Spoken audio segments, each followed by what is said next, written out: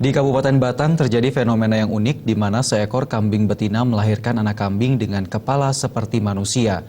Fenomena unik ini menggemparkan warga karena kelahirannya tepat saat 1 Suro lalu. Dua mata di samping kanan dan kiri, serta memiliki telinga yang panjang.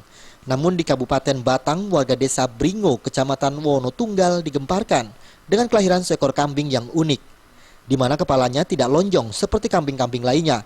Namun anak kambing ini memiliki kepala yang bundar seperti kepala bayi. Namun sayangnya kedua matanya tertutup oleh daging yang ada di keningnya, sehingga tampak seperti tidak bermata. Mulutnya juga tampak tidak seperti mulut kambing-kambing lainnya. Bahkan suara anak kambing ini juga seperti suara bayi yang menangis.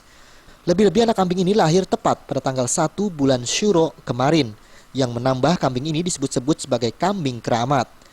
Karena dinilai keramat, Sireng, pemilik kambing tersebut mengatakan dirinya memperlakukan anak kambing tersebut dengan khusus agar tetap bertahan hidup. Sireng mengatakan dirinya sengaja membelikan botol dan susu bayi sebagai asupan makanan. Kemarin itu baru lahir, nggak bisa bangun, tapi ini badannya tuh lembek. Lembek gitu ya? Iya, ininya putih, ini kepalanya. Kepalanya nggak? Dari Kabupaten Batang, Jawa Tengah, Ujianto Purnomo.